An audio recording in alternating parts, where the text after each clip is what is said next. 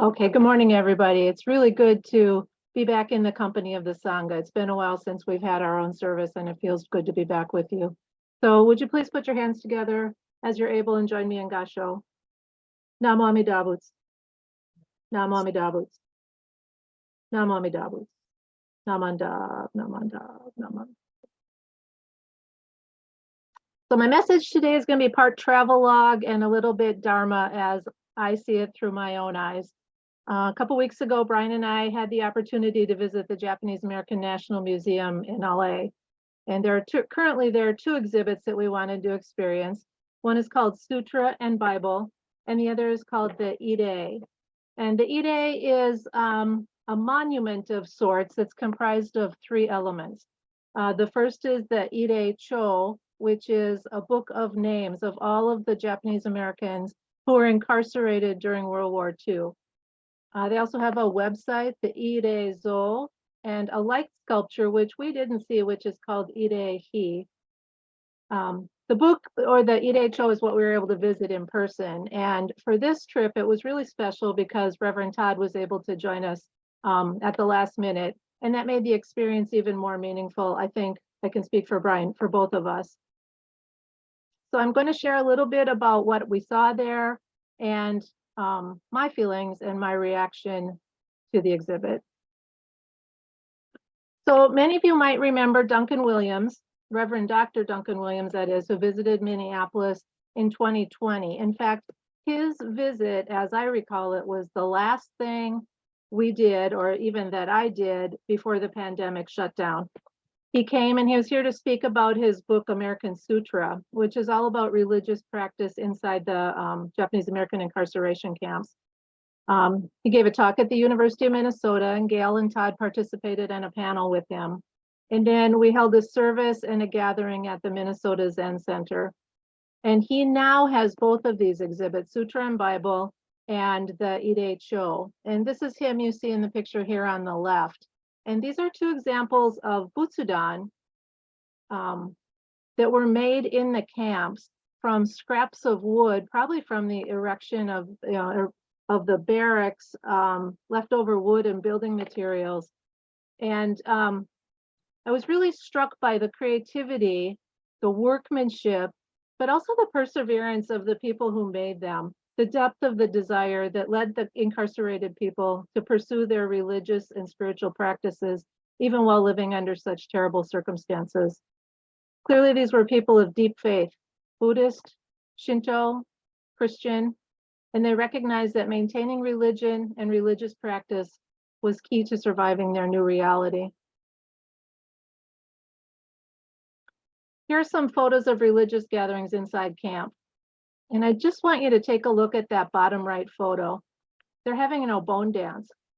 And can you even imagine?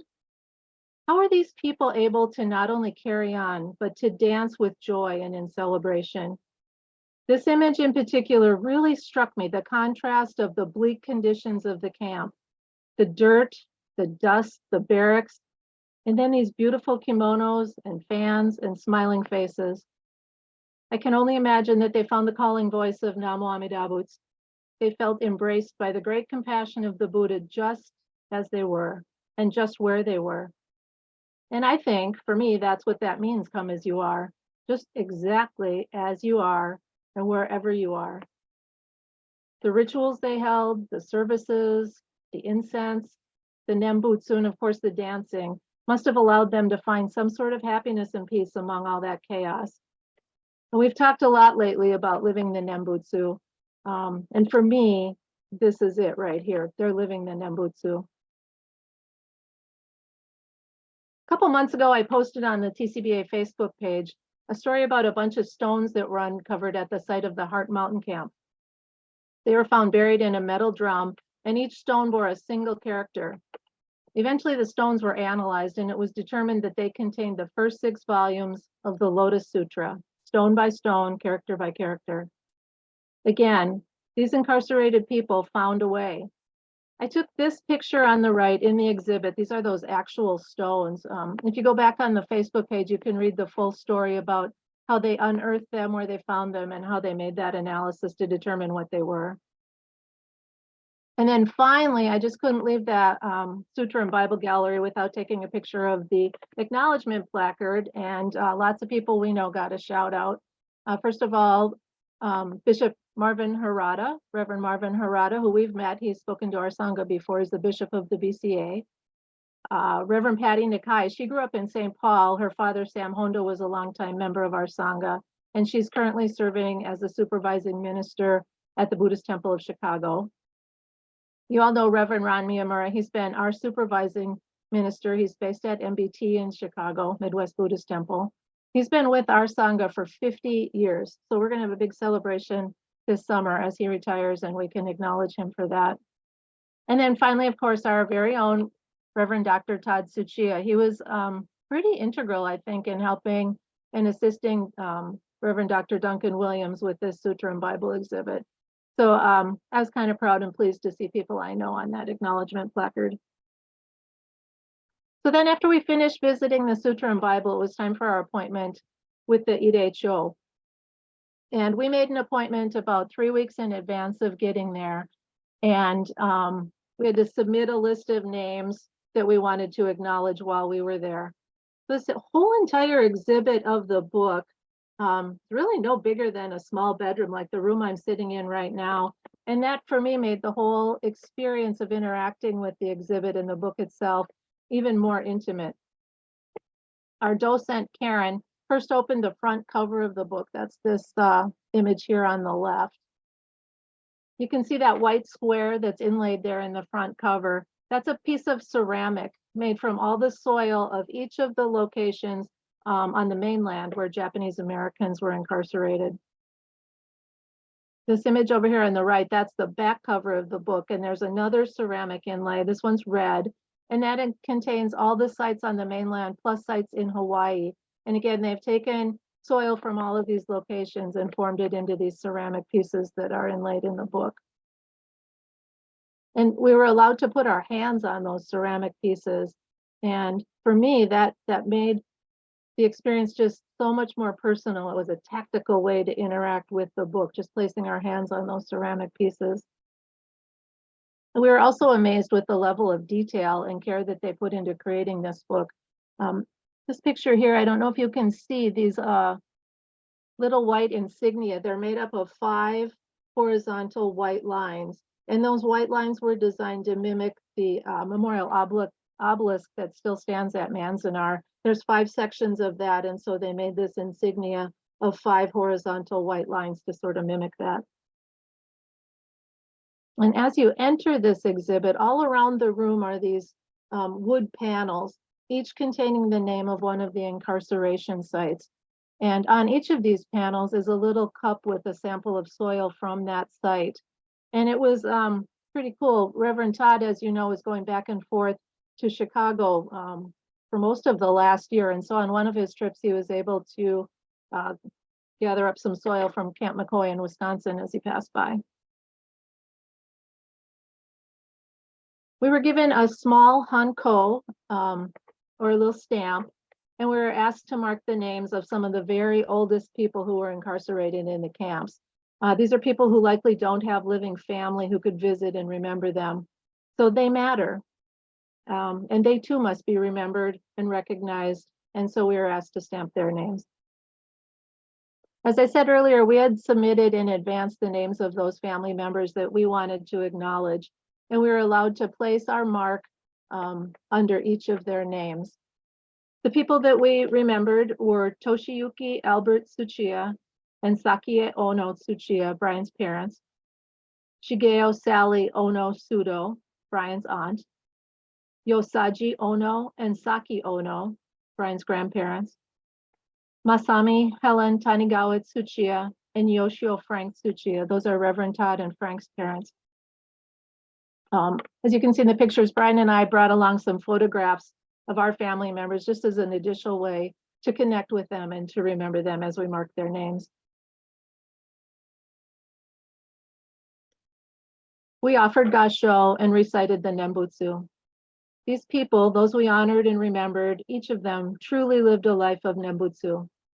What does that mean? To recite the Nembutsu, to live a life of Nembutsu.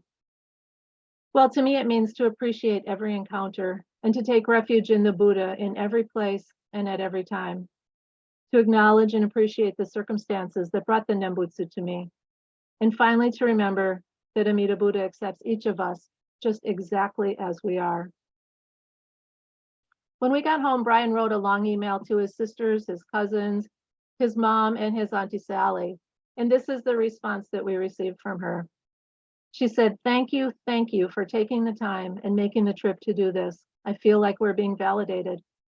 I'm sure it must have left an impression to see all the names recorded in one place.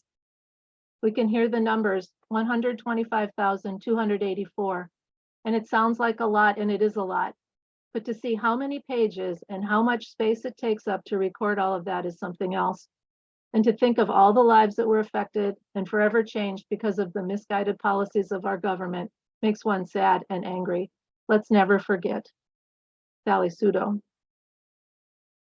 I left the exhibit with so many thoughts and feelings about my own experience. First, I came face to face with karma, all the causes and conditions that brought me to exactly where I am today.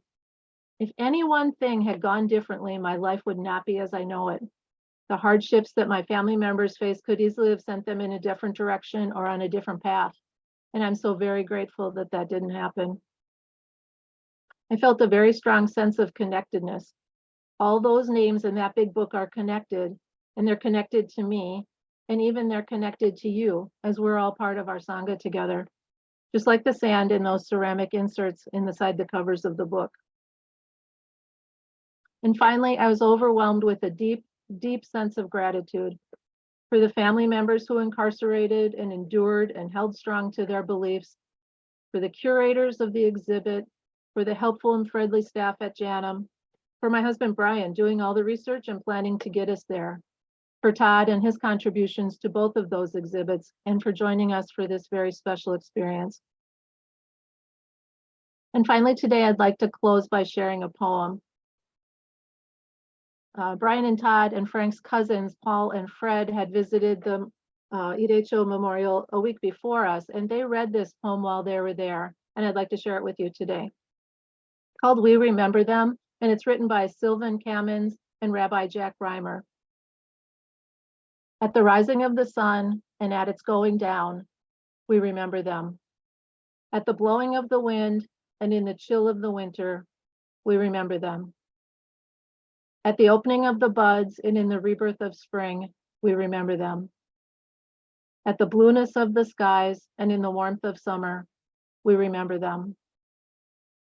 At the rustling of the leaves and in the beauty of the autumn, we remember them. At the beginning of the year and when it ends, we remember them. As long as we live, they too will live, for they are now a part of us as we remember them. When we are weary and in need of strength, we remember them. When we are lost and sick at heart, we remember them. When we have decisions that are difficult to make, we remember them. When we have joy we crave to share, we remember them. When we have achievements that are based on theirs, we remember them. For as long as we live, they too will live, for they are now a part of us as we remember them. Would you please join me in Gasho? Namo Amida Butsu. Namo Amida Butsu. Namo Amida Butsu. Namandab. Namandab. Namandab.